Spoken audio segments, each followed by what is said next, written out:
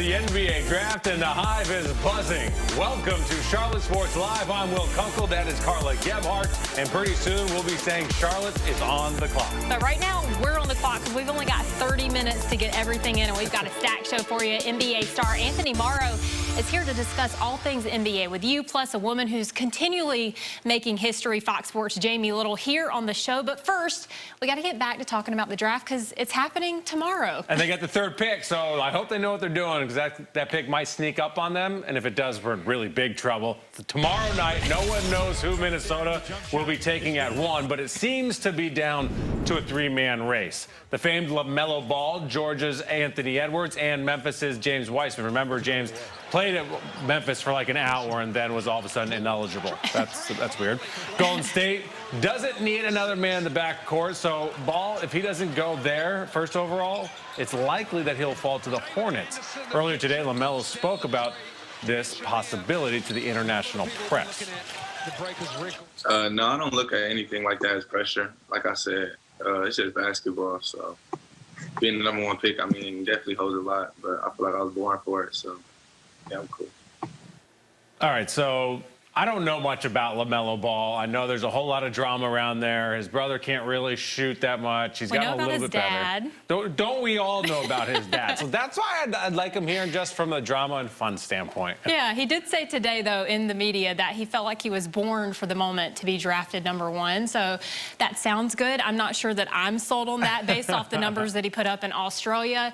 But I do see him going at least in the top 5, or probably more likely the top 3. Definitely going top 5 for sure. I don't know where he's going to go. I guess we'll just find out along with everybody else. Let us know what you guys think on Twitter at CSL Fox 46 right now, though. All right, well, just a reminder, the 3rd overall pick isn't the only selection that Charlotte has to make. In the 2nd round, they'll have 2 picks to make, the 32nd and the 56th overall picks. And in case you thought those 2nd-round picks aren't worth anything, Will, think again. Names like Manu Ginobili, Marc Gasol, Nikola Jovic, and Draymond Green all came from the 2nd round. Yeah, so some pretty big names. I think Devontae was a 2nd-round pick as well. So there is a lot of talent to get in the 2nd round, and he's our best player now. Let's now bring in Anthony Morrow. Anthony, you spent 10 years in the NBA. You went undrafted and had an unbelievable career. So what do you tell the kids that go undrafted how they make it in the league? It's just perseverance. The work is nonstop. Believing in yourself, obviously, #1. And just coming in, being humble, man, being a sponge.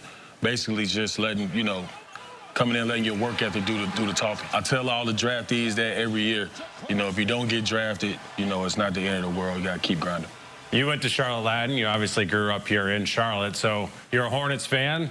What do you want them to do in the draft with that 3rd pick? Not trade it, for one. Obviously being from here, I am a Hornets fan.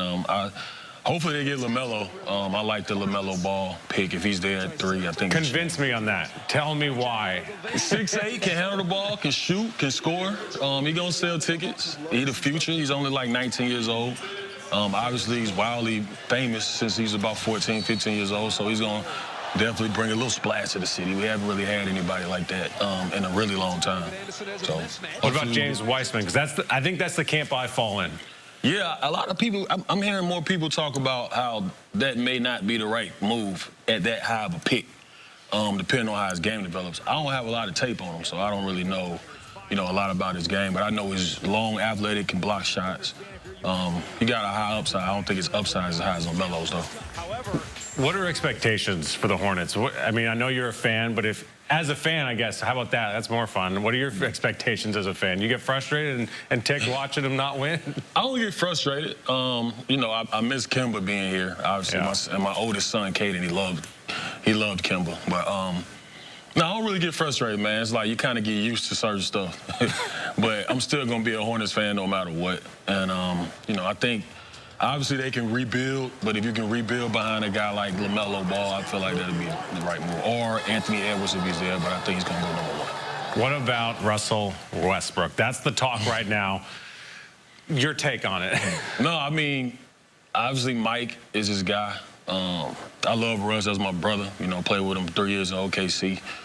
But, I mean, I think if he comes here, obviously it'll be a splash. I just hope they don't have to trade that 3rd pick to get him here. Obviously he's 32. You know, he's still in his prime, but he's kind of the back end of it, you know. So to give up your future, you know, I mean, he's a superstar in his own right, obviously, but I just hope they don't have to give up that third pick. Who's the GOAT, Mike or LeBron? Oh, man. Yeah, you can see he just threw one in there. I'm like, okay. My GOAT is Mike. I always say that. Michael Jordan. I might be biased. I'm from North Carolina, obviously. So, yeah, Mike is my guy, but LeBron James is the best basketball player I've ever seen in my life. All right, Anthony, we appreciate you having you on, and we'll catch up with you after the draft, and hopefully we get your guy LaMelo, and hopefully he pans out too. Yes, sir. Thanks for having me.